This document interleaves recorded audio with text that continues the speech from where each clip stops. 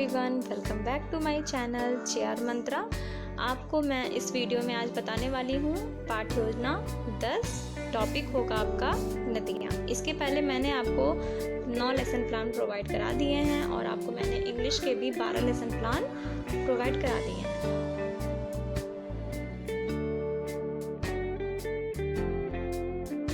और साथ ही साथ आपको टूर फाइल और योगा फाइल के बारे में भी आपको बता दिया है। तो चलिए आज का हम ये टॉपिक देखते हैं, नदियाँ। इसका फॉर्मेट आप देख लीजिए पहले। इस तरीके से बनेगा और यहाँ आके आपका एंड होगा। तो चलिए इसको डिटेल में देखते हैं। तो ये है लेसन प्लान 10, पाठ योजना 10। तो यहाँ पे आप संस्था का नाम लिखेंगे, आपकी टीचिंग जिस स्कूल में लगी होगी उसका नाम आप यहाँ पर लिखेंगे। इसके बाद आता है आपका छात्राध्यापक या छात्राध्यापिका, अपना नाम लिखेंगे। इसके बाद आपका इस तरीके से स्ट्रक्चर बनेगा। इसमें दिनांक, कक्षा, विषय, वर्ग, चक्र और अवधि इस तरीके से लिखेंगे। इसके बाद आपका आता है प्रकरण मीन्स टॉपिक। टॉपिक क्या है आज का? नदियाँ। ठीक, फिर हम आगे चलते हैं। सामान्य उद्देश्य। सामान्य उद्देश्य क्या होता है आपका? General AIIMS.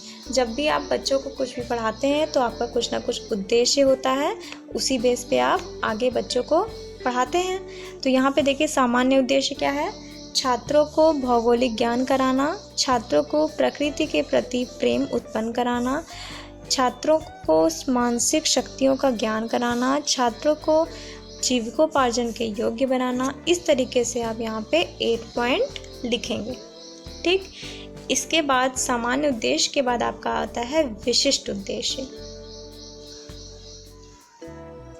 विशिष्ट उद्देश्य क्या होता है?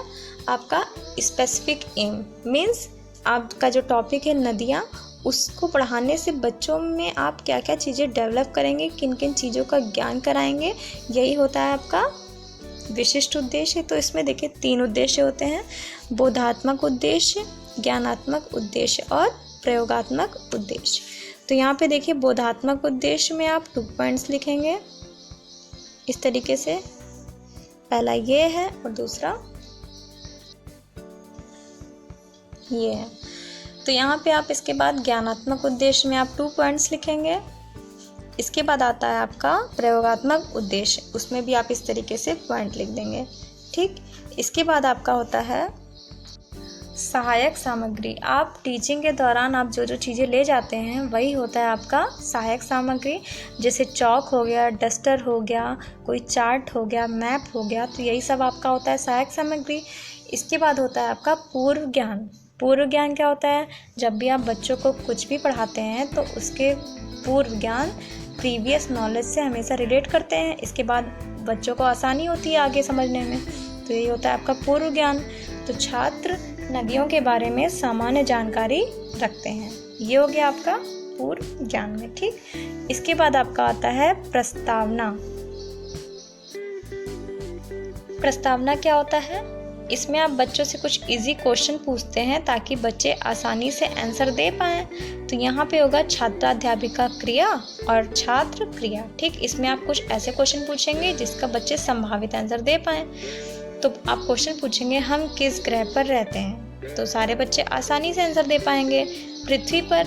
इसके बाद आपका होगा पृथ्वी पर सबसे अधिक मात्रा में क्या पाया जाता है, तो बच्चे अपना अपना आंसर देंगे। तो उसमें कोई तो बच्चा बोलेगा जल पाया जाता है, ठीक, कोई वायु बोल दिया, कोई कुछ बोल दिया, तो यहाँ पे जल पाया जाता है। ठीक, फिर इसके बाद क्वेश्चन होगा आपका जल हमें कहाँ कहाँ से प्राप्त होता है, तो बच्चे कहेंगे जल हमें नदियों, नहरों, तालाबों, नालों आदि से प्राप्त होता है। फिर आपका क्वेश्चन होगा नदियों के बारे में आप क्या जानते हैं, तो यहाँ पे आपका समस्यात्मक आ जाएगा। ये जो समस्यात्मक आया आपका नदियों से रिलेटेड, तो यही आपका टॉपिक हुआ। तो चलिए आगे चलते हैं। इसके बाद आएगा आपका उद्देश्य कथन। उद्देश्य कथन क्या है? बच्चों, आज हम नदियों के बारे में अध्ययन अध्यापन का कार्य करेंगे। ठीक। इसके बाद आपका आता है प्रस्तुतिकरण। प्रस्तुतिकरण में शिक्षण बिंदु, छात्राध्यापिका क्रिया और छात्र क्रिया होता है। शिक्षण बिंदु देखिए, इसमें 2 शिक्षण बिंदु होते हैं क्योंकि ये आपका लॉन्ग लेसन प्लान होता है बीएड फाइनल ईयर में टीचिंग में। तो यहाँ पे आपका पहला शिक्षण बिंदु है नदियाँ और दूसरा है नदियाँ, जो नदियों की घाटियाँ होती है उससे रिलेटेड होगा। तो देखिए यहाँ पे नदियाँ हैं, कुछ नदियों के नाम बताइए। तो बच्चे आसानी से आंसर दे पाएंगे, गंगा, यमुना, सरस्वती, गोदावरी, नर्मदा इत्यादि। फिर आपका क्वेश्चन होगा नदियाँ कितने प्रकार की होती हैं। तो यहाँ पे समस्यात्मक हो जाएगा, बच्चे आंसर नहीं दे पाएंगे। फिर आपका आएगा छात्राध्यापिका कथन। ठीक, इस तरीके से आप छात्राध्यापिका कथन देंगे।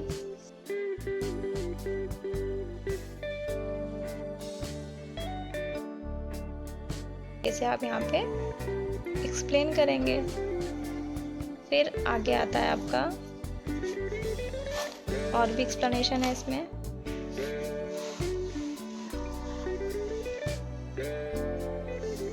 यहाँ ठीक,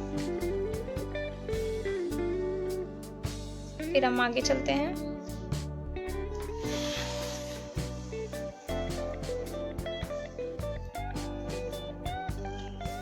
यहाँ पे आके आपका एक्सप्लेनेशन खत्म होता है। इसके बाद आपका आता है बोध प्रश्न। बोध प्रश्न क्या है? इससे पहले जो आप पढ़ाए हैं उससे रिलेटेड आप कुछ क्वेश्चन पूछेंगे, क्योंकि आपने उसे पढ़ा दिया है। तो आप यहाँ पे कुछ क्वेश्चन पूछेंगे और बच्चे आसानी से आंसर दे पाएंगे।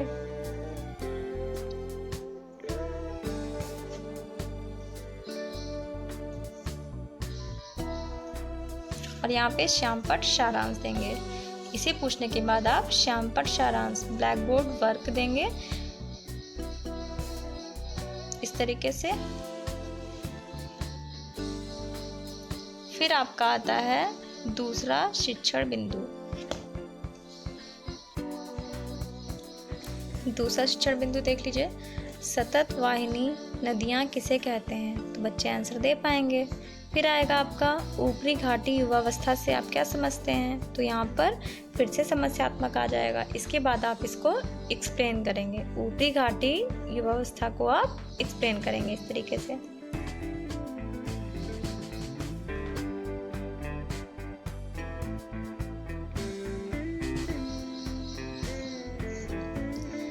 फिर आएगा आपका बोध प्रश्न। बोध प्रश्न क्या है? छात्राध्यापिका क्रिया, छात्र क्रिया और श्यामपट्ट सारांश। आप इस तरीके से बोध प्रश्न पूछेंगे क्योंकि आप जो इसके पहले पढ़ा चुके हैं उसी से रिलेटेड क्वेश्चन।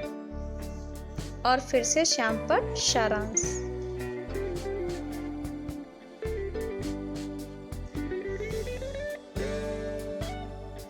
इसके बाद आपका आता है निरीक्षण कार्य।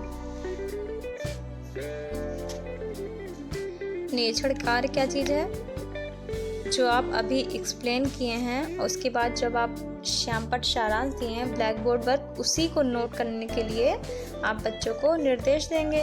यहाँ पे देखिए, छात्राध्यापिका छात्रों को श्यामपट्ट सारांश अपनी अभ्यास पुस्तिका में उतारने का निर्देश देकर स्वयं कक्षा का निरीक्षण करेंगी। यहाँ पे इस तरीके से होगा। इसके बाद आपका आता है मूल्यांकन प्रश्न। ठीक, आप बच्चों को इवैल्यूएट करते हैं कि बच्चों को अभी तक जितना भी आप पढ़ाए आया कि नहीं आया। तो यहाँ पे आप इस तरीके से क्वेश्चन पूछेंगे। 5-6 क्वेश्चन आप कर सकते हैं। क्वेश्चन पूछेंगे और क्वेश्चन पूछने के बाद आपका आता है गृह कार्य। गृह कार्य क्या है? नदियों के प्रकार बताइए, इनकी युवावस्था घाटी से आप क्या समझते हैं, संक्षिप्त वर्णन कीजिए। आप इस तरीके से यहाँ पे गृह कार्य देंगे। तो यहाँ पे आके आपका ये लेसन प्लान एंड होता है। तो प्लीज़ आप मेरी वीडियो को लाइक करिएगा, शेयर करिएगा और कमेंट ज़रूर करिएगा कि ये आपको लेसन प्लान आया कि नहीं आया। और अगर आपको किसी और टॉपिक पे भी लेसन प्लान चाहिए होगा तो वो भी आप कमेंट कर सकते हैं।